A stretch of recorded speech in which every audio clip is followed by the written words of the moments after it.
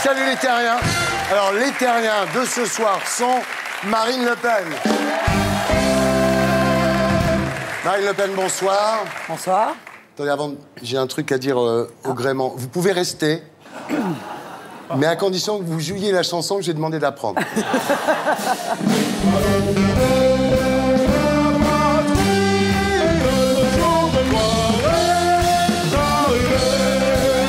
Ok, c'est bien. Bravo. Alors, Marine, vous voulez exclure Karim Benzema de l'équipe de France parce qu'il chante pas la Marseillaise. Nous, c'est surtout parce qu'il marque pas de but, en fait. Les deux, mon capitaine, hein, là, pour le coup. Autre terrienne avec nous ce soir, Océane Rosemary. Bonsoir. Alors, Océane, je voulais vous dire, je suis désolé, mais comme vous êtes une femme, vous aurez droit à 30% de promotion en moins qu'un homme. Et en plus, comme je suis lesbienne, normalement, c'est encore pire. Encore mieux. Autre terrien avec nous ce soir, Nicolas Bedos. Alors, Nicolas, vous êtes ici ce soir pour la spéciale Fils 2, Fille 2 de Salut les terriens. Mais voilà. Aux côtés de Marine Le Pen. Mais oui, mais d'ailleurs, c'est une comédie romantique que j'interprète avec Marine Le Pen, qui s'appelle Amour et Turbulence. Voilà. J'aurais dû demander à mon fils de vous interviewer, en fait. Bien. Et Frédéric Bonneau, bonsoir. Salut, Vous venez de remplacer Audrey Pulvar à la tête du magazine Les Inrecuptibles. Alors, c'est plus simple de critiquer le gouvernement quand on couche pas avec un ministre, j'imagine. C'est clair. C'est clair, d'accord. En P3, après le zapping et Gaspard Proust, nous accueillerons notre invité du samedi 20h ce soir, Anina Tchouchou, qui nous racontera son parcours des camps de Rome aux ors de la Sorbonne. Voilà, l'émission s'appelle Salut les terriens et le groupe Les Gréments de Fortune.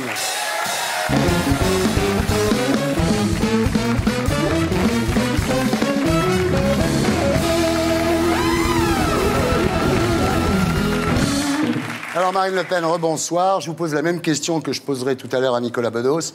Comment va papa? Ça va, merci.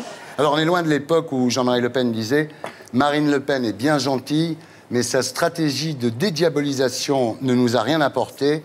Les médias nous ignorent. Un front gentil, ça n'intéresse personne. » Ben non, finalement. La question n'est pas de savoir si on est gentil ou pas, parce qu'on arrive à mordre encore un peu de temps en temps. Ouais. Hein. Bon, mais on est plus entendu, c'est sûr. Alors vous êtes avec Christine Lagarde, l'une des deux femmes politiques que les Français espèrent voir jouer un plus grand rôle dans l'avenir. Votre candidate était à 48% dans l'Oise dimanche, et vous dites « Le Front National est devenu le centre de gravité de la politique française ». Vous avez dédiabolisé le FN, et maintenant, quand vous dites « J'aime surtout les Blancs », c'est dans la revue des vins de France. Quand j'ai vu le titre, je me suis dit, elle est gonflée. Puis en fait, non. Alors, j'ai retrouvé une photo de vous, très, très touchante. Oui, c'est un Hénin Beaumont. Vous l'avez relâché, le petit?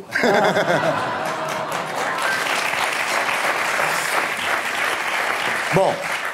Alors, désormais, donc tout le monde le sait, la présidente du Front National n'est pas raciste, mais vous n'avez pas peur que les militants la prennent?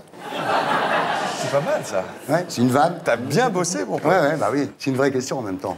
Venez dans les meetings du Front. Vous seriez surpris de voir que les électeurs du Front National sont très différents que l'image que vous vous en faites et de l'image qu'on en donne, d'ailleurs. Ouais. Alors, vous avez modernisé, féminisé, glamourisé le FN, sauf Thérèse Patry. Thérèse Patry, elle fait un peu old school, hein. C'est peut-être la coiffure. Alors, est-ce que vous avez Thérèse Travail et Thérèse Famille? Non, mais vous la connaissez, Thérèse Patry? Non, je la connais pas. Vous la connaissez pas? Moi, je trouve que tous ces gens qui se présentent aux élections législatives sans être des professionnels de la politique, qui ont tous les métiers. Après tout, c'est ça aussi la démocratie. Hein, c'est les citoyens dont on passe de la vie à dire qu'il faut absolument qu'ils s'investissent en politique. Ben, quand ils s'investissent, il ne faut pas, je crois, qu'ils soient victimes de... Continue, Thérèse. Alors, on ne va pas aborder le débat politique maintenant, ce sera dans la deuxième partie de l'émission, mais je voudrais quand même vous poser une question qui vraiment me brûle les lèvres. Imaginons que vous soyez élu, vous faites quoi des délinquants qui sèment la terreur dans les cités? ça va être difficile de les renvoyer dans leur pays parce qu'ils sont français. Je les mets en prison. Ah oui. Bah oui, j'applique la loi.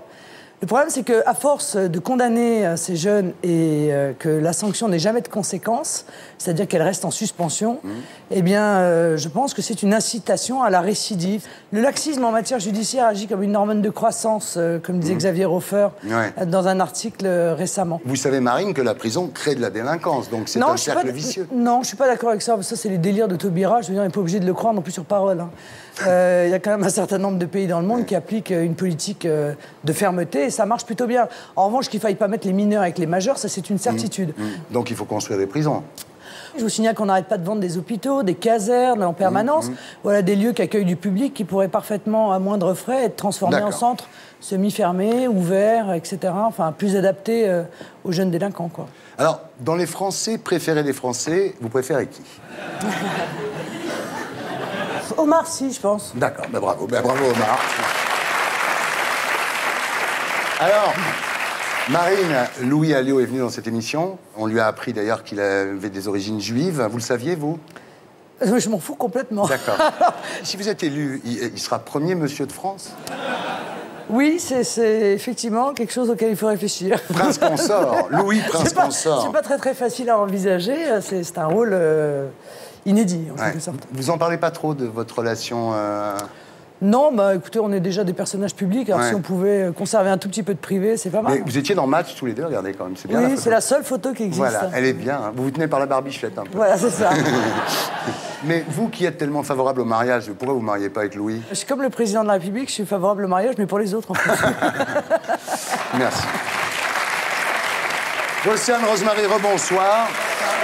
Alors, ça s'écrit Océane Rosemary tout attaché. Il n'y a plus de barre espace sur votre clavier, c'est quoi l'histoire? Non, je trouvais ça bien en un seul mot. Alors vous avez 35 ans, vous êtes comédienne, humoriste, et vous êtes lesbienne. Mais comme vous ne ressemblez pas à Josiane Balasco dans Gazon Maudit, personne ne vous croit. C'est ça. Alors vous avez fait un spectacle qui raconte cette situation qui s'appelle La lesbienne invisible. Vous êtes donc lesbienne, mais pas joueuse de tennis professionnelle. Ça, c'est quand même... comme quoi, c'est possible. Comme quoi, il y en a partout, c'est incroyable. Ouais, voilà. Alors, dans le spectacle, vous en prenez aux clichés sur les lesbiennes. Vous expliquez qu'on peut être belle, féminine, sympa et être lesbienne. Et bien dans sa peau, parce que c'est vrai que l'image des lesbiennes, c'est souvent des nanas un peu folles, dingues, dépressives, qui découpent leur meilleure amie et la mettent dans le freezer. Donc j'avais envie de changer un peu cette image-là, des lesbiennes. Voilà. Alors, vous êtes ce qu'on appelle une lesbienne lipstick, par opposition aux butch. Alors, les butch, c'est un peu les... Voilà, hein. Vous êtes lipstick, c'est plus sympathique. C'est pas plus sympathique, c'est juste différent. Alors, on parle beaucoup des lesbiennes, d'ailleurs, en ce moment, et vous en voulez à Muriel Robin, à l'époque où elle était la Française préférée des Français, de ne pas avoir fait son coming out. Bah, disons qu'il n'y a aucune lesbienne célèbre qui a fait son coming out jusqu'à présent, vraiment. Oui, c'est vrai. Il y en a dans les médias, il y en a sur cette chaîne, il y en a, voilà, et qui ne le disent pas. Et après, je ne les juge pas parce que c'est pas la même époque, c'est pas la même génération, et je pense que c'était plus dur. Et je pense que Muriel Robin, c'était, voilà, que c'est quelqu'un sûrement très compliqué aussi. Et à son époque, c'était peut-être moins simple, mais c'est dommage parce que ça aurait pu faire bouger les choses. Bien sûr. Vous vivez en couple. Quand il y a deux femmes, c'est laquelle qui simule? Bah, l'avantage quand on est lesbienne, c'est qu'on n'a pas besoin de simuler parce qu'on a plein d'orgasmes. Ah, d'accord. Et qui fait la vaisselle? Bah, on alterne. Ah, d'accord. C'est très égalitaire, en fait, c'est pas très mal. bien. Ouais. Alors, vous voulez avoir des enfants, mais vous dites, j'ai pas du tout envie de me coltiner un mec pour devenir mère, et je ne vois pas pourquoi je devrais prendre le Thalys pour aller me faire inséminer en Belgique.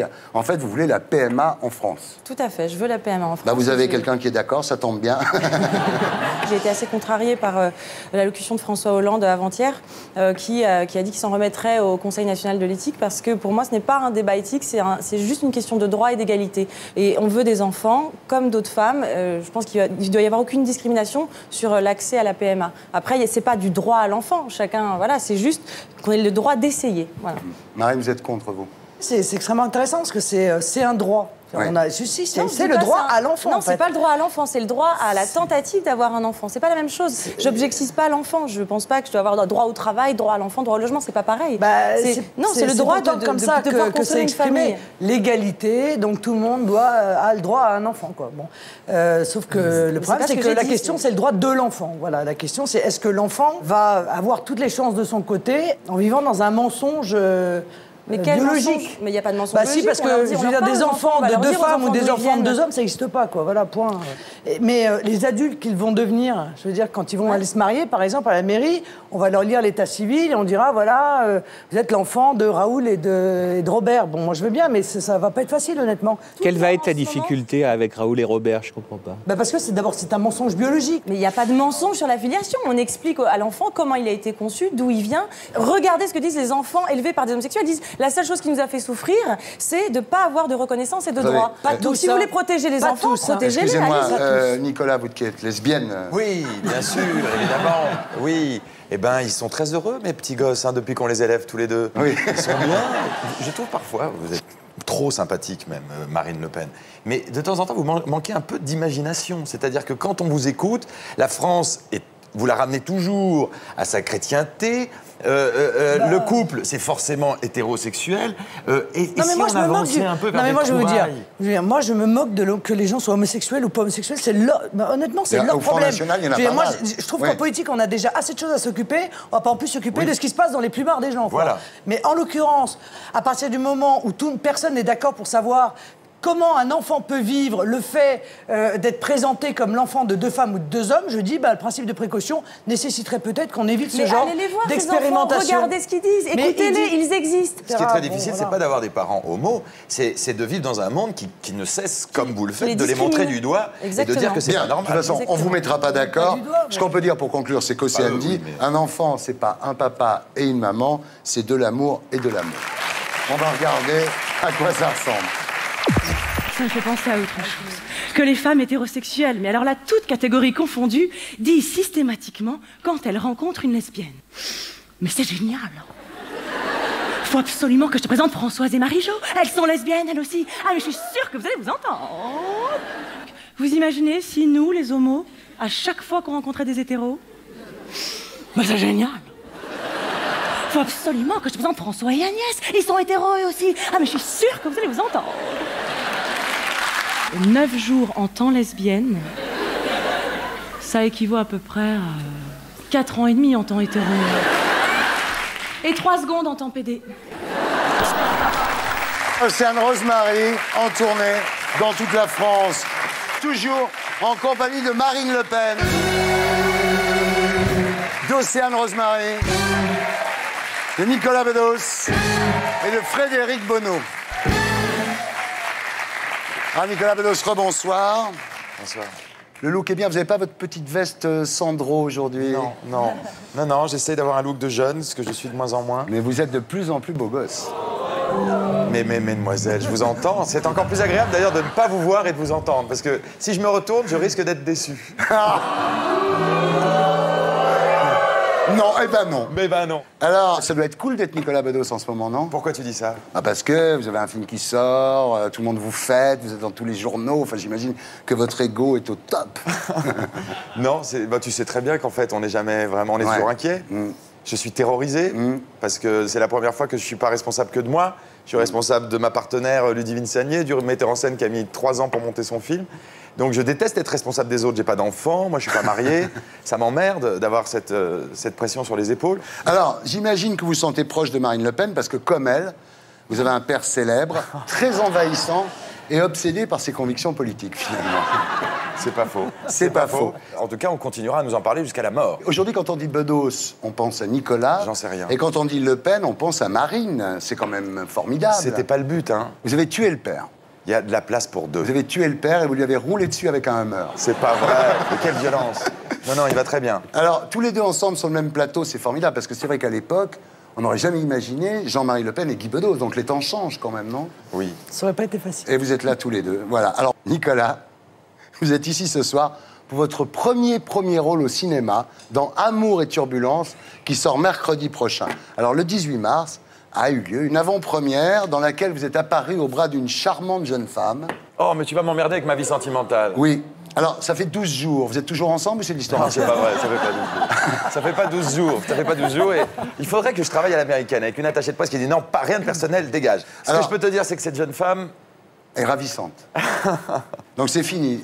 Mais pas du tout. Ah bon? Je joue le rôle principal d'une comédie romantique et tu m'obliges à dire que je suis maqué. Ça serait une faute professionnelle.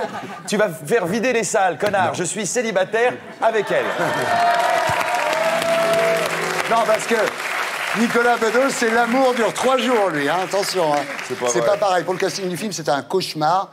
Parce que le réalisateur ne voulait pas que vous ayez déjà couché avec l'actrice principale. Donc ils ont trouvé personne. Enfin, finalement, il y avait Ludivine. C'est dégueulasse. Non, mais c'est vrai, on prend n'importe quelle actrice au hasard en France et coucher avec elle. Non, par exemple. Il s'est rien passé avec Mademoiselle, elle le revendique. Je n'ai rien fait avec Jeanne Moreau, par exemple. Ah oui, ça... Balasco peut dormir tranquille. Ah, ça, c'est sûr. Mais oui, ça se passera très bien. Alors, ce qui est marrant, c'est qu'en ce moment, Nicolas, vous êtes en pleine tentative de réhabilitation par le romantisme. Tout à fait. Alors, je cite du Nicolas Bedos. Tu as vu la com, un peu? On me décrit comme un dandy playboy, homme à femme, alors que je suis un ancien alcoolo, enfermé dans ses livres, torturé, sombre, décoiffé et terriblement romantique. Ouais. Bah, c'est vrai. Aussi. Et tu m'as déjà croisé, tu sais très bien que c'est vrai. Oui, c'est vrai. Mais ce qui est un petit peu indécent et prétentieux, c'est de le dire dans les journaux.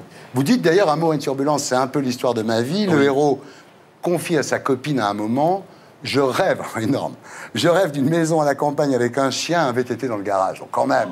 On va oublier le VTT dans le garage. Non, ce qui est vrai, c'est que le personnage principal, dont j'ai écrit les dialogues, et qui est très inspiré de moi et du mec que je faisais un peu à la télé, c'est-à-dire très ramenard, très coureur de jupons, et il tombe amoureux.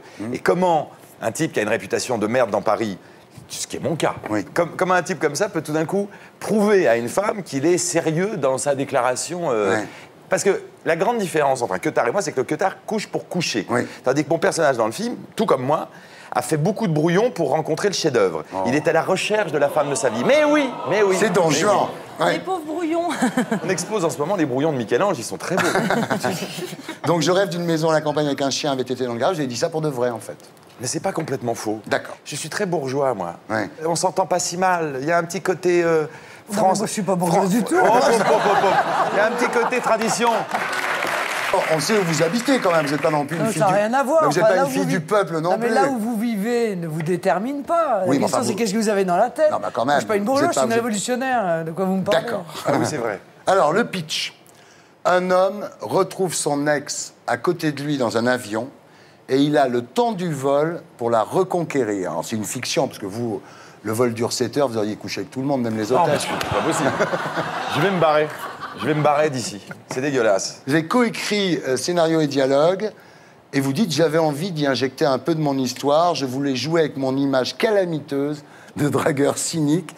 Le film est truffé d'anecdotes personnelles. » Le pitch, par exemple, il est très conventionnel. C'est juste qu'on a travaillé avec beaucoup de sincérité. Ouais, c'est bien écrit. Et dans les dialogues, dans tout, dans les petites notations psychologiques, dans la façon dont elle se moque de moi, dont je me moque de mon image, dont on s'amuse de notre propre romantisme, j'ai l'impression que le film, il est sincère et c'est pas juste un produit marketing. Ouais. Et c'est la première fois que je trouve qu'un réalisateur peut rivaliser un peu avec les comédies anglo-saxonnes. En tout cas, c'était le film que je rêvais de faire. On regarde à quoi ça ressemble.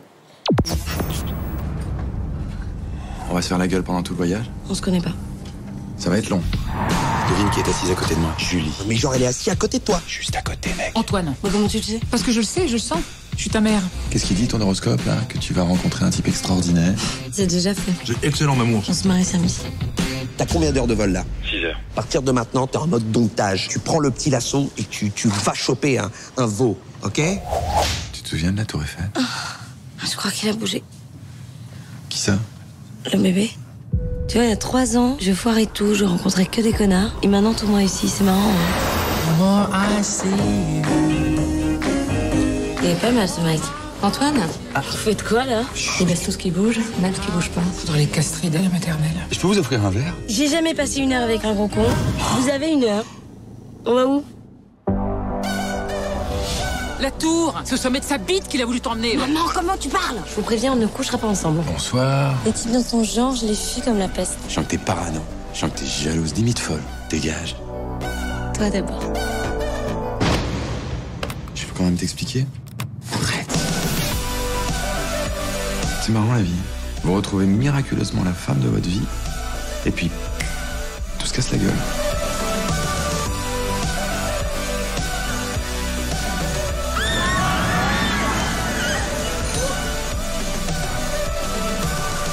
Embrasse-la dès qu'elle revient. Quoi? Tu lui roules une grosse pelle. Voilà, ça s'appelle Amour et turbulence. C'est dans toutes les salles mercredi, allez le voir. Vous êtes très bien tous les deux avec Ludivine. J'adore. Hein, Ludivine Sagnier, même en dehors de son travail d'actrice, est une partenaire qui m'a permis d'essayer de devenir un acteur le temps d'un tournage. C'est-à-dire que sur le tournage, comme vous êtes infernal, vous vouliez vous mêler tout. Oui, tout. Et elle vous disait calme-toi, sois cool. Elle me disait ta gueule même. Ah oui.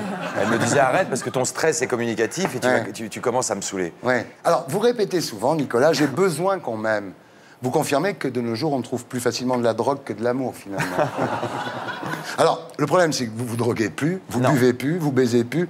Comment vous voulez faire rêver les jeunes? J'ai jamais dit que je buvais plus. En tous les cas, le film est bien, c'est déjà pas mal. Si tu le dis, toi, qui Oui, je le dis à la télé. Voilà, on passe maintenant à l'actualité de la semaine avec l'édito de Blacko.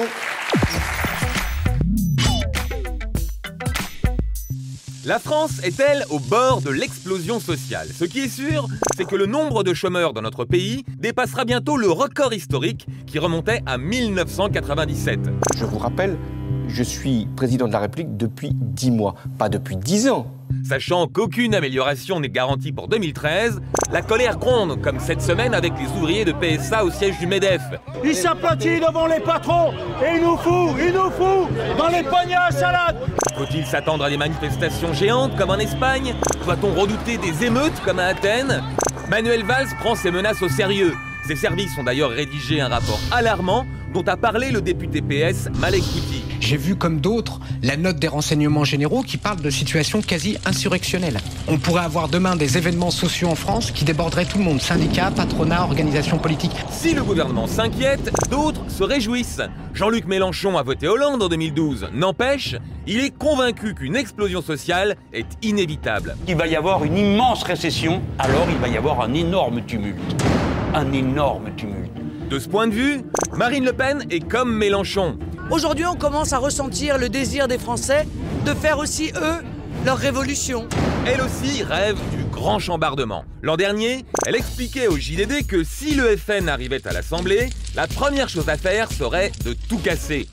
Un peu comme si la France était un vieil HLM insalubre qu'il était temps de faire exploser pour pouvoir reconstruire un beau pays tout neuf à la place. Mais le pire, c'est que le Front de gauche et le Front national ne sont pas les seuls à parier sur une explosion du système pour accéder au pouvoir. Dans son interview à Valeurs Actuelles, Sarkozy affirme qu'une nouvelle crise économique est inévitable et qu'il provoquera cette fois de graves troubles politiques. Je croyais que la crise n'existait pas, maintenant je vois que tout le monde en est convaincu. En attendant, la tension monte. Le Front de gauche traite Pierre Moscovici de salopard. Je nomme un chat et qu'un de mes camarades appelle un salopard un salopard. L'UMP descend dans la rue pour contester le vote du Parlement. Eh bien, on défend la famille. Et pendant ce temps, le FN fait le plein de mécontents aux élections locales. C'est un très très bon résultat. Et François Hollande dans tout ça? Eh ben, lui aussi, il est inquiet. Cette semaine sur France 2, il a d'ailleurs mis en garde Angela Merkel contre les conséquences de l'austérité que l'Allemagne impose aux autres pays de l'Union européenne. Prolonger l'austérité, c'est la certitude d'avoir des gouvernements impopulaires dont les populistes ne feront qu'une bouchée le moment venu. Pourvu qu'Angela entende son message, car si l'austérité continue de faire baisser sa popularité, notre président a l'air convaincu que les populistes ne feront de lui qu'une bouchée. Voilà, c'était l'édito de Blacko, mise en image de Julien Grappe. Alors, crise économique, crise sociale, crise européenne, crise morale, plus impuissance politique, la France est-elle au bord de l'explosion, c'est-à-dire des événements qui déborderaient les syndicats et les partis, ou bien les Français sont trop déprimés.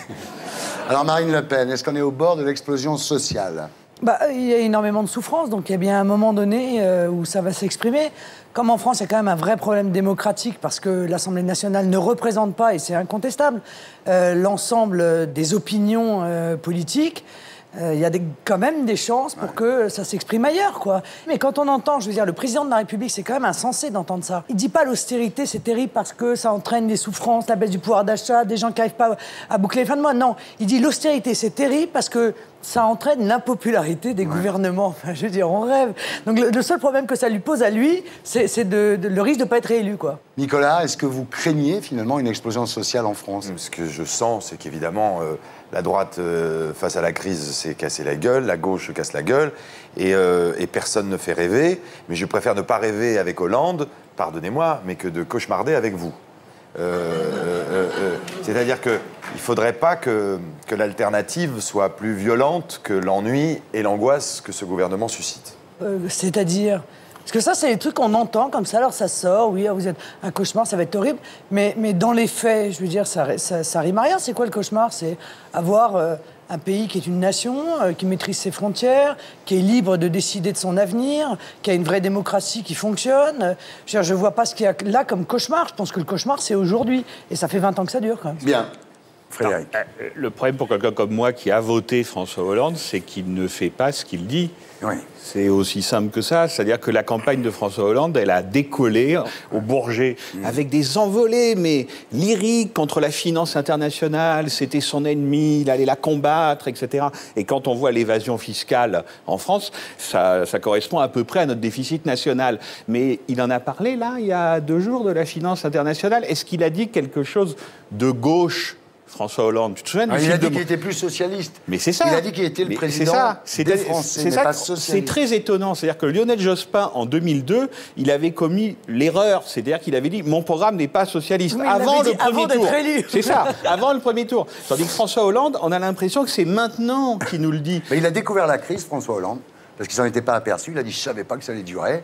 Et il a dit « Je suis pas socialiste ». Effectivement. Moi, j'ai surtout l'impression qu'il continue, en gros, quand même, à peu près la même politique que Sarkozy. Donc vous pensez qu'il va y avoir une explosion sociale, c'est-à-dire dans la rue? Je pense qu'il y a une sidération de la part des gens, comme moi, qui souhaitaient une vraie alternance. Et on est bien obligé de se rendre compte que cette alternance politique n'a pas lieu. Non. Et donc, il y a un effet de tristesse, effectivement, qui est réel en ce moment. Et qui peut se traduire par des troubles. Les ouvriers français, que quand même, longtemps, on mettait un peu au centre des politiques nationales et des politiques de gauche, et l'impression qu'on s'occupe de tout sauf d'eux, c'est quand même un peu difficile de leur donner tort, il me semble. Océane, est-ce que vous pensez qu'il va y avoir dans la rue des gens qui vont manifester, défiler, une espèce de mai 68? J'ai l'impression que c'est quand même quelqu'un qui essaye de fédérer, qui traite tout le monde pareil. Et en effet, il a depuis 10 mois, 2 secondes. Les programmes qui ont été votés pour 2012, il ne peut rien y faire. C'est l'UMP qui les avait votés. Il arrive 2 minutes. Enfin... Vous y croyez toujours, vous, en fait? Oui, moi j'y crois toujours. Voilà, je pense qu'il faut lui laisser il y a du quelqu'un temps. qui croit toujours. J'ai l'impression que si on accepte le système dans lequel on vit, il y a un système libéral, capitaliste. Dans ce système-là, vu la crise qui est la nôtre, d'après ce que me disent mes amis économistes, il n'y a pas une marge de manœuvre très grande. Sauf qu'après, on attendait d'Hollande au moins que sur chaque drame social, il aille jouer le président de gauche. On lui demande même pas de prendre des mesures. Parce qu'on lui demande de faire semblant, quoi.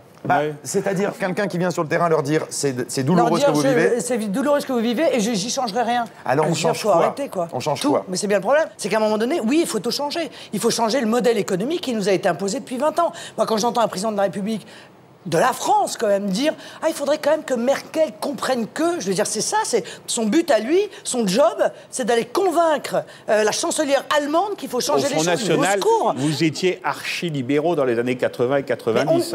Sur le libéralisme économique, vous étiez à la droite d'Alain Madelin. Non, parlons pas de son père, parlons d'elle.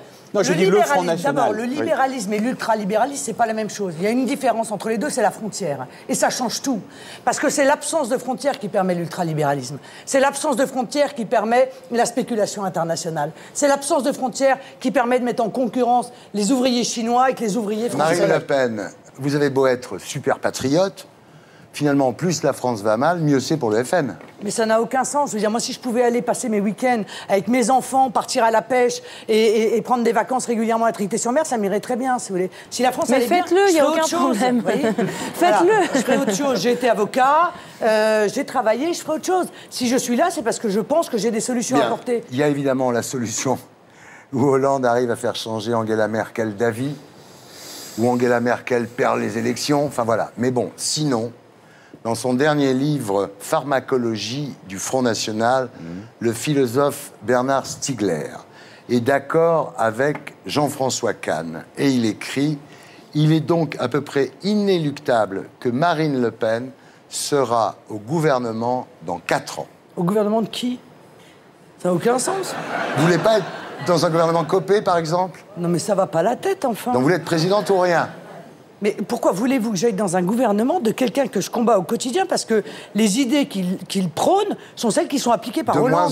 De moins en moins. Les idées de Copé et de Sarkozy étaient de moins en moins éloignées des vôtres. Ça nous permettrait au moins de savoir enfin si vous savez faire le job. C'est pour ça que voter pour le Front National, politiquement, ça ne sert à rien. Pourquoi? Parce qu'elle ne sera jamais au pouvoir. C'est-à-dire qu'au mieux, vous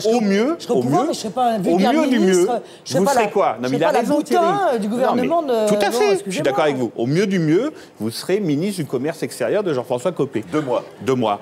Et si en plus vous faites ça, vous passerez du côté des nantis, des élites, de ceux qui gouvernent. Mais avec votre air suffisant, là, vous pouvez parier votre salaire de l'année, parce que je pense qu'on pourrait le distribuer au resto du cœur. Vous ne serez jamais élu président de la République? Ouais. Ah oui, je parie mon salaire de l'année. C'est vrai? Oui. Et voter pour vous ne sert à rien, sinon d'exprimer une authentique souffrance sociale, ça sûrement. Non mais dès comme vous, il faudrait que j'en amène sur tous les plateaux. Mais oui, parce que vous n'avez pas l'habitude, vous avez plutôt des mecs qui tremblent en disant aïe aïe aïe, elle va arriver au pouvoir, ça va être horrible. Non, dès comme vous, moi je vous dis, vous n'arriverez jamais au pouvoir. Ils osent plus maintenant. Alors, partant du postulat, Marine présidente.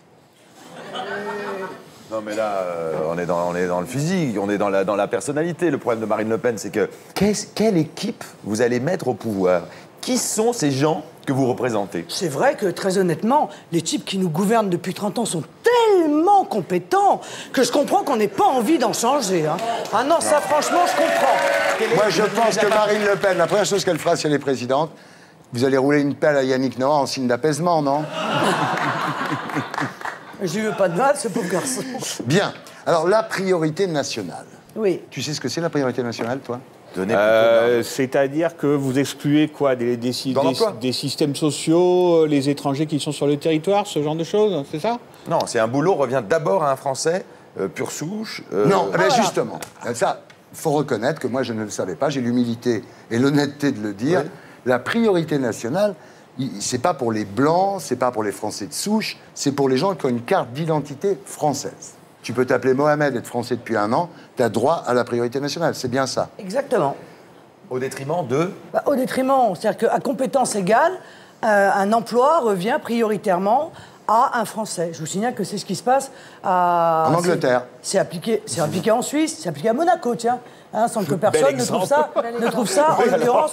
Les Monégasques qui sont assez contents, figurez-vous, de pouvoir bénéficier de l'avantage. On peut transformer la France en paradis fiscal, ça sera marrant. Mais dites-moi, chers amis, vous les artistes, là, l'exception culturelle française, moi, je suis pas artiste, c'est quoi? C'est quoi l'exception culturelle française, si ce n'est une priorité nationale donnée à la production française? Non, c'est pas ça, l'exception culturelle française. C'est pas laisser une partie... attendez, vous me posez une question, je vous réponds. Si ça vous intéresse, l'exception culturelle française, c'est quand les Américains font 8 millions d'entrées avec un de leurs blockbusters en France, et c'est un système qui a été copié par les pays du monde entier, eh bien nous, on prend une taxe sur les 8 millions d'entrées sur le billet pour produire nos propres films et produire des... C'est du protectionnisme, ça date de 1946, c'est une forme de protectionnisme. C'est une forme de patriotisme économique. De patriotisme. C'est exactement ce que je demande que l'on fasse. Oui, mais je voudrais qu'au-delà... Non, mais ça me fait plaisir que Nicolas en profite. Ce que je voudrais, c'est que les ouvriers en profitent aussi, le patriotisme économique, c'est tout. Que ce ne soit pas uniquement réservé aux artistes. Pour finir, donc... sortie de l'euro, priorité nationale, il y a quoi d'autre comme urgence? Il y a la primauté de la loi nationale sur la loi européenne. C'est quand même insensé que dans un pays qui s'est battu pour être libre, le peuple n'a pas le droit de décider de ce qui est bon pour lui ou mauvais, cher monsieur. Alors, ça n'est plus le cas aujourd'hui. Je veux dire, aujourd'hui, ça n'est plus nous qui décidons. On n'a plus notre souveraineté territoriale, on n'a plus notre souveraineté monétaire, on n'a plus notre souveraineté budgétaire, on n'a plus notre souveraineté législative. Qu'est-ce qui nous reste? Je veux dire, à part le mariage homo, permettez-moi. Hein. Bon, c'est le seul truc, à la limite, François Hollande peut changer. Pour le reste, il n'a plus les manettes. Voilà. Bon, eh bien, moi, je veux rendre ça aux Français. Mais c'est une question de démocratie. Bien. Frédéric Bonneau, donc on l'a compris, vous étiez ici ce soir pour réaliser le rêve de votre vie, rencontrer Marine Le Pen. Vous ne pouvez pas lui faire la bise? Non, mais ça ne me traumatise pas. Donc vous venez de remplacer Audrey Pulvar à la tête de la rédaction des Inrecuptibles.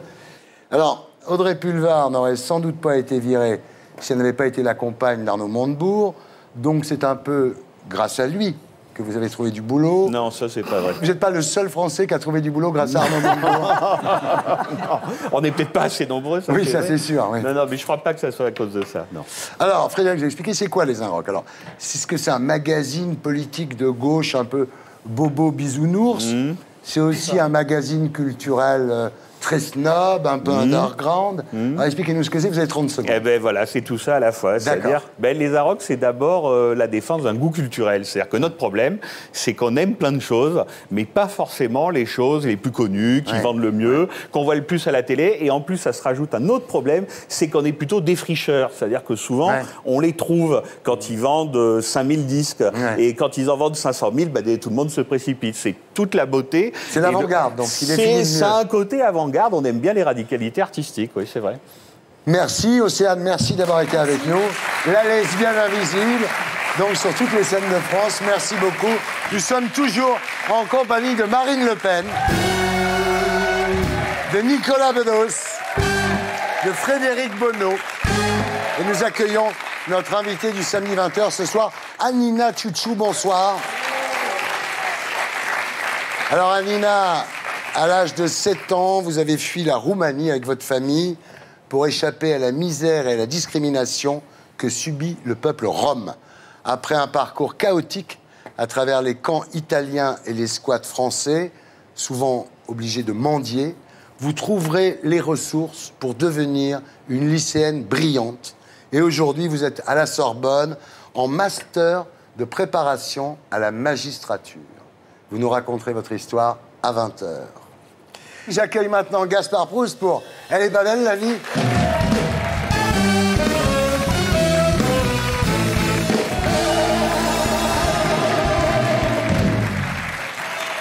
Super. Retour du prince en exil. Alors, Sarko, il fait ça très très fin, quoi, subtilement. Il délègue aux autres, Sarko, il se mouille pas, c'est vas-y, vas-y. La Libye qui parle de sa stature internationale, le Qatar qui parle de sa stature économique, le juge gentil qui parle de son statut juridique. Bon, Nicolas est mis en examen pour abus de faiblesse. Je suis désolé, ça c'est un peu normal, quoi. Je vois pas très bien comment on peut devenir président de la République sans abuser de la faiblesse des électeurs. Enfin, c'est dans le package que ça... De toute façon, les gens sont méchants. Qu'est-ce qu'ils sont méchants avec Nicolas? Pour une fois qu'il aurait abusé d'un riche, hey, quoi, je veux dire. Mais ça, c'est la supériorité de la gauche sur la droite, quoi. La gauche, elle arrive aussi à abuser de la faiblesse des pauvres. Hein. Alors, en même temps, Nicolas, il se foule pas trop, quoi. Son seul argument de défense et de ses potes, c'est « Mais est-ce que vous m'imaginez arnaquer une vieille dame ?» Bah, évidemment. T'es capable d'installer des tentes à Kadhafi dans les jardins de l'Élysée pour lui sucer des contrats commerciaux et tu serais pas capable d'aller faire les poches à une mamie du CAC 40. Faut se réveiller, quoi, je veux dire. Alors, il y a la présomption d'innocence, il y a pas... Il aurait. Bah, moi, je veux bien, mais à part pour du blé, je vois pas très bien l'intérêt d'aller passer du temps avec une mémé, quoi. Je veux dire, c'est pas... En plus, qu'est-ce qu'il va lui raconter? Enfin, je veux dire, lui qui arrive pas à rester en place 3 secondes, je l'imagine mal passer une après-midi avec une mémé qui a besoin de 20 minutes pour terminer une phrase, quoi. C'est... Alors, à droite, tout de suite, le scandale, scandale. Nadine Morano compare cette affaire au scandale d'Outreau. Heureusement qu'elle n'a jamais eu envie de faire une carrière judiciaire, elle, parce que juge d'instruction, elle serait capable de dire dans cette famille, le problème, ce ne sont pas les parents pédophiles, c'est les enfants gérontophiles.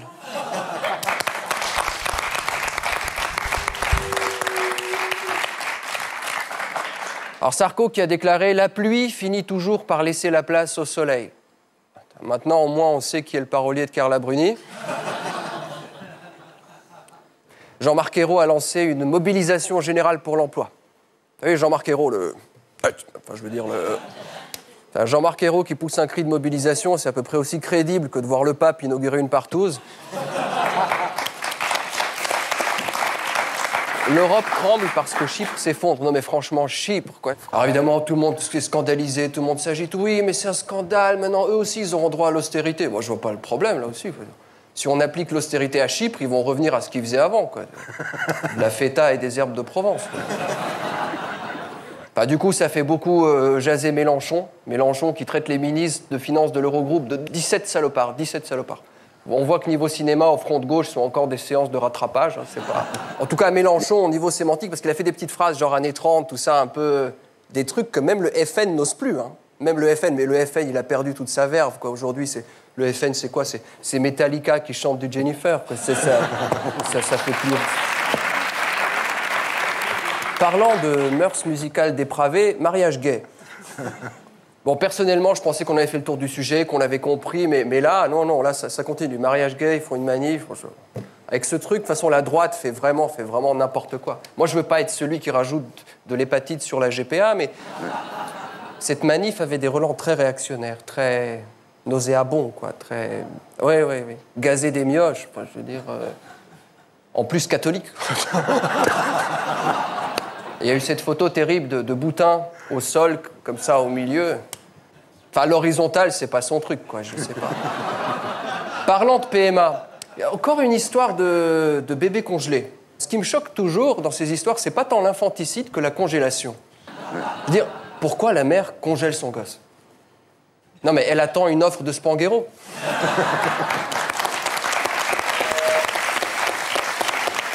Alimentation toujours. Alors, on a retrouvé une souris morte dans un sachet de pâtes.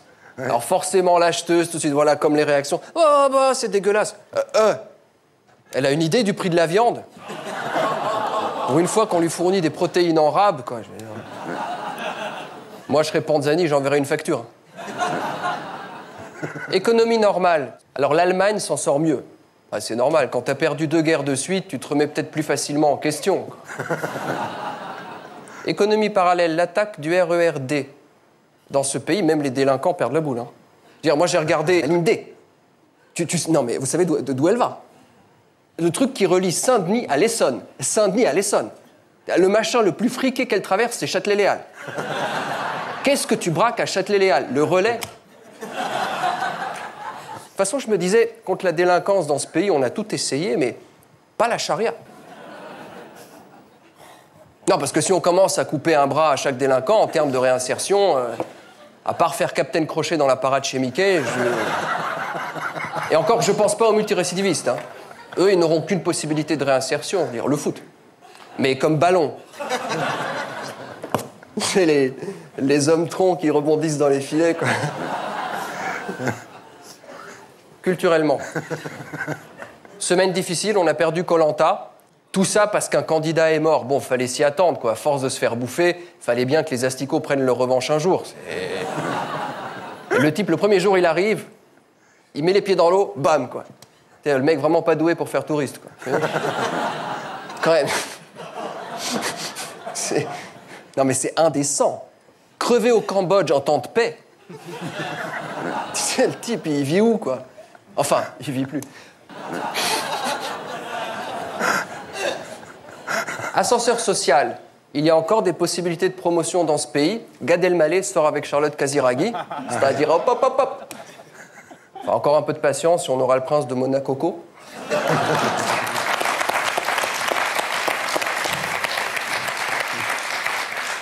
Ceci dit, je m'inquiète. Hein, le grand-père qui est sorti avec Grace Kelly, la fille avec Vincent Lindon, la petite fille Gad Elmaleh. Who's next? Hein? Si Gad et sa copine ont un gosse, il va sortir avec qui? Nabila, Kev Adams,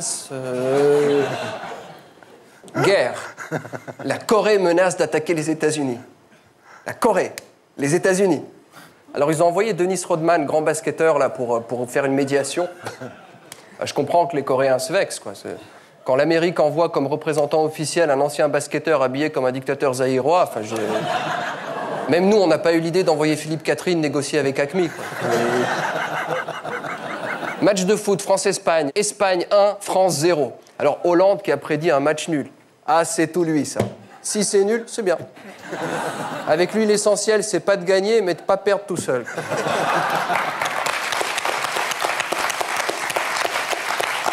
Et... J'ai une pensée émue quand même pour l'Espagne, quoi. C'est émouvant. Si l'avion espagnol, il se crache, le pays perd la moitié de son PIB, quoi. Puis les footballeurs, quoi, moi, je veux pas les dénigrer. Pour une fois qu'on voit des milliardaires suer comme des manutentionnaires, quoi, Le footballeur, c'est un peu le 2 en 1 de la lutte des classes. L'arrogance du patronat avec le mauvais goût de la classe ouvrière. Bonne nouvelle. Ah oui, il faut bien... Terminons en beauté. Alors, j'ai vu ça dans le Figaro du mercredi, la manchette suivante. Les 3 dernières semaines pour diminuer votre ISF. Enfin, heureusement qu'il y a encore une presse optimiste dans ce pays. Alors, est pas belle la vie? Voilà, c'était Gaspard Proust, que vous retrouverez ici la semaine prochaine. Et d'ici là, sur canalplus.fr, vous pouvez suivre l'actu de l'émission et réagir sur Twitter via le compte Les Terriens et le hashtag SLT. On passe maintenant à notre invité du samedi 20h.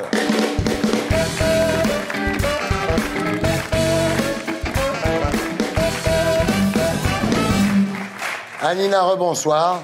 Bonsoir. Vous êtes née le 4 janvier 1990 à Craiova, une ville de 300 000 habitants en Roumanie. Mais vous n'êtes pas roumaine. Quand on vous demande, vous dites « je suis Rome de Roumanie ». Oui, je suis Rome de Roumanie, je fais partie de la communauté. En fait, vous n'habitez pas vraiment en Craiova, vous habitez dans la banlieue, le quartier Rome de Fata Lunci. Et toute la famille vit dans la maison du grand-père paternel, qui a du travail, parce qu'il ne ressemble pas à un Rome. Effectivement, il a eu la chance de ne pas avoir un faciès reconnaissable.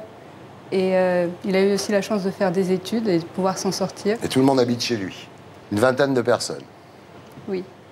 Alors le sol est en terre battue, il n'y a pas d'eau courante, pas de sanitaire. C'est un peu le 19e siècle quand même. Hein. C'est vrai que les conditions de vie n'étaient pas les plus faciles et les plus favorables. Ouais. Mais en famille, on garde de bons souvenirs. Ouais. Alors la vie est impitoyable hein, pour les Roms en Roumanie. Votre grand-père et votre mère sont dénoncés comme Roms et donc licenciés aussitôt. Mon grand-père a été dénoncé et quand on a su qu'il a été Rome, son magasin lui a été confisqué. Donc, et toute la famille qui travaillait dans ce magasin a perdu aussi son emploi de ce fait et nous avons tout perdu. Les Roms sont très très maltraités en Roumanie, un peu comme les Juifs pendant l'hitlérisme. C'est vraiment un rejet, une discrimination qui perdure depuis des décennies. Ouais. Et ils sont rejetés dans tous les domaines. Ouais. Et vous, à la maternelle, on vous dit tu es Rome, tu es sale. Oui, comme on le sait, les enfants ne sont pas du tout tendres à cet âge-là. Et je n'ai eu d'ailleurs aucune amie. J'avais la chance d'avoir une institutrice qui était plus tolérante. Mais les autres maîtresses de la maternelle me faisaient savoir aussi. Alors votre père est dénoncé aussi. Il perd son emploi. Et là, il décide que vous partirez en France. Voilà. Alors le premier épisode du voyage en France, c'est un film de Kusturica. C'est vraiment, donc vous partez tous dans un vieux combi Volkswagen, et puis soudain, au sommet du premier massif montagneux, la camionnette quitte la route, et vous vous retrouvez avec les deux roues avant dans le ravin, et ça n'est que le poids des gosses dans le coffre qui fait que la voiture bascule pas. C'est vraiment un film, quoi. Ça m'a marqué puisque je m'en souviens encore, et on a vraiment failli tous mourir dans ce ravin. Alors finalement, vous êtes arrêté par des militaires, vous êtes reconduit à Timișoara, mais le lendemain, vous repartez, votre père, c'est vraiment un battant, hein. Je crois qu'on a tous un peu hérité de lui. Alors vous repartez en camion, cette fois, dans une épouvantable odeur, évidemment, de sueur, de vomi, d'urine, parce que vous êtes tous entassés dans un camion. Et une nuit, vous entendez, comme c'est même pas où vous entendez Kosovo. En fait, vous êtes devant des militaires qui vous ont dit « ne passez pas par là, c'est un champ de mine, vous allez tous mourir ». C'est périlleux, hein. C'était vraiment périlleux, on a failli tous mourir là-bas. 30 personnes dans le camion, ouais. Alors 10 jours après, vous arrivez à Casilino, dans la banlieue de Rome, qui est le plus ancien et le plus grand camp Rome d'Europe. Alors là, vous arrivez, donc quand toutes les caravanes et toutes les baraques sont numérotées, vous achetez une caravane, et là, il y a un personnage assez étonnant, c'est le chef du camp, qui lui passe son temps à circuler dans le camp, mais il ne descend pas de la voiture, hein, il reste dans la voiture, mais tout passe par lui, c'est vraiment le grand chef, quoi. C'est le grand Manitou, un peu. Le grand Manitou. Ceci étant, cette expérience dans le camp est assez terrible pour vous. Hanina, vous dites « personne ne sait ce que j'ai vécu dans ce camp et combien j'en ai honte ». C'est la pire période de ma vie. Alors vous avez honte aussi quand vous accompagnez votre mère pour faire la manche, évidemment, parce que vous la voyez courbée par terre, sur les trottoirs. C'est douloureux. Ouais. Et c'est une image qui nous marque. Et on a envie de tout faire pour plus jamais vivre ça. Alors finalement, votre père décide de quitter Casilino, donc, pour partir en France. Sur la route, avant de quitter l'Italie, vous échappez de justesse aux douaniers italiens. Là, votre père, quand même, à un moment, les douaniers italiens arrivent, ils cassent la vitre avec un extincteur, vous allez tous être arrêtés. Et à ce moment-là, il y a un camionneur qui arrive et qui parle avec les douaniers, et votre père en profite pour prendre la fuite. Oui. Voilà. Donc vous arrivez à Lyon, dans un squat, qui est évacué immédiatement d'ailleurs. Et là, vous êtes pris en charge, donc, par les services sociaux. Et là, pour la première fois depuis votre départ de Roumanie, vous êtes traité avec humanité. C'est comme ça qu'on l'a ressenti. C'était la première fois qu'on nous apportait de l'aide et qu'on s'occupait de nous. Ouais.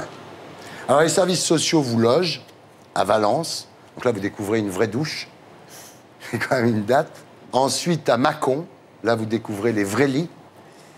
Enfin, à l'école, vous êtes toujours victime d'ostracisme, quand même. Oui, il y a d'abord cette barrière de la langue qui nous sépare des autres enfants. Et puis aussi le fait qu'on est différents, on est des étrangers. Et puis un jour, c'est la catastrophe. Votre demande d'asile est rejetée, donc c'est l'expulsion. Et là, votre père ne baisse pas les bras. Il achète une camionnette, il achète toujours des camionnettes, votre père. Il achète une camionnette, il prend la direction de Bourg-en-Bresse. Et là, vous vivez dans la camionnette, votre mère mendie, jusqu'au jour où une femme arrive, s'approche et dit « Romagna ?» Elle dit « Oui, Romagna, oui. » Et cette femme, Jacqueline, et son mari, Pierre, vont vous tirer de la misère. Ce sont nos anges gardiens. Ouais, gloire leur soit rendue. Oui, et ils ne sont pas les seuls d'ailleurs. Il y a aussi d'autres personnes qui nous ont aidés par la suite. Et là, ils vous trouvent une HLM. Donc là, vous découvrez la baignoire. Et à peine vous êtes installé, là, à Bourg-en-Bresse, vous vous mettez à travailler d'arrache-pied à l'école, vous êtes rapidement la première de votre classe, vous sautez la classe de CM1, et vous devenez un peu l'intello de la classe, quoi. C'est un peu comme ça que ça s'est passé. Mais les gens vous jalousent. C'est une autre forme d'ostracisme, en fait. Alors un jour, les profs convoquent votre mère, et votre mère, elle a peur de voir les profs, donc vous êtes obligé de beaucoup discuter pour la convaincre, en fait. Elle a toujours eu cette peur-là, elle a peur de nous faire honte. Et c'est pour ça que même à la sortie de l'école, elle se cachait, elle ne voulait pas qu'on aille la voir, qu'on aille l'embrasser. Alors vous avez votre bac avec mention bien, vous vous inscrivez à la fac de droit de Lyon, et puis pour payer vos études, vous faites des petits boulots. Vous faites vendeuse, vous faites femme de ménage, vous faites ce qu'il y a à faire. Aujourd'hui, vous êtes à la Sorbonne. Vous voulez devenir juge? C'est mon rêve, oui, de porter la toge de magistrat. Vous dites pour moi, c'est une évidence. C'est devenu une évidence parce que toute ma vie, j'ai été confrontée à des injustices. Et rendre la justice, je pense que c'est une noble chose et c'est ce que j'ai envie de faire. Oui. Donc, finalement, la seule chose qui vous manque aujourd'hui, c'est la nationalité française. L'École nationale de la magistrature est conditionnée à la nationalité française et je ne l'ai pas encore. Vous allez l'avoir? J'espère en tout cas, j'ai déposé un dossier en décembre. Bah écoutez, là franchement, si vous ne donnez pas la nationalité française, je ne sais pas à qui vous allez la donner. Hein. Non. Merci de votre témoignage. Alors Marine, c'est un exemple extraordinaire, non Oui, c'est un exemple, c'est hélas souvent une exception, il faut bien le dire. Bon, bah oui, mais c'est la réalité, c'est une jolie exception, c'est une belle histoire. Et moi, je pense que si quelqu'un mérite d'avoir la nationalité française, c'est probablement plus elle que les milliers de délinquants à qui on la colle automatiquement chaque année. Bon. Marine Le Pen, mesdames, messieurs. Non, mais parce que je pense que quand on demande la nationalité, il faut la mériter. Qui sommes-nous pour parler de mérite? On est tous les deux gosses de riches qui avons été favorisés par la vie. Ça n'empêche pas, il y a des gosses de riches qui sont des petits salauds et qui font du mal aux autres et qui respectent pas la loi et qui sont des voleurs, des violeurs et le reste. Bon. Vous arrêtez pas de parler de délinquants, de racailles, de tout ça. Il y a un déterminisme que vous pouvez pas connaître puisque le vôtre, il est doré. Mais celui des petits délinquants dont vous parlez d'éducation un peu, parlez de la parce que vous considérez que quand on est pauvre, on est un délinquant. Bah pas moi. Non. Voyez, voilà. Au lieu de constater la délinquance et de vouloir taper dessus comme une brute qui ne réfléchit à rien, parlons un peu tout simplement de l'origine.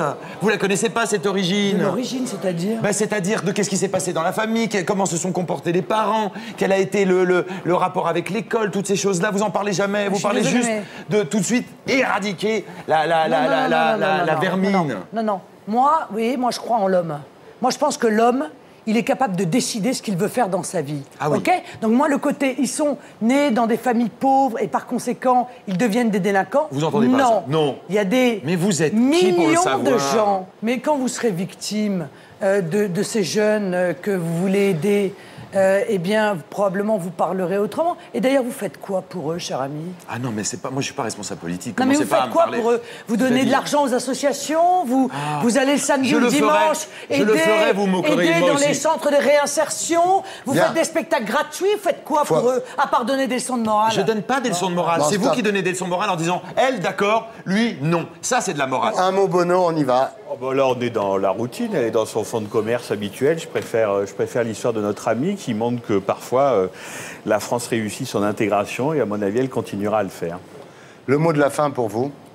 Pour moi, ce n'est pas un parcours exceptionnel. Ça n'a rien d'extraordinaire qu'une Rome arrive à la Sorbonne. C'est ce que je voulais dire en écrivant ce livre.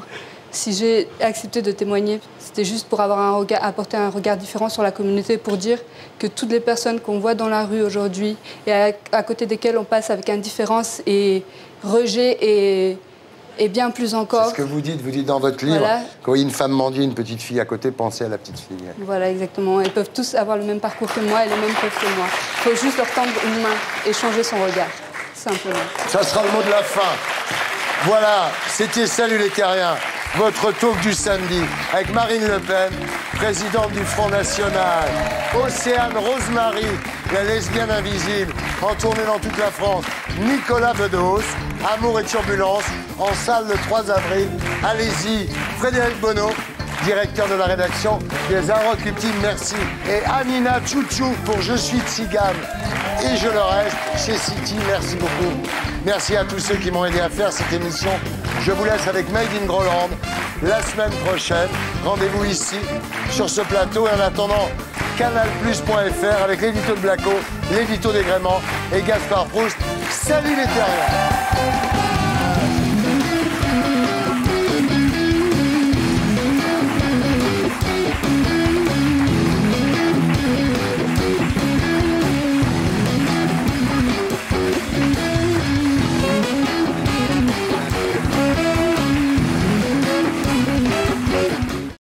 Et pour être sûr de ne rien rater de Inarditube, abonnez-vous et mettez un pouce bleu.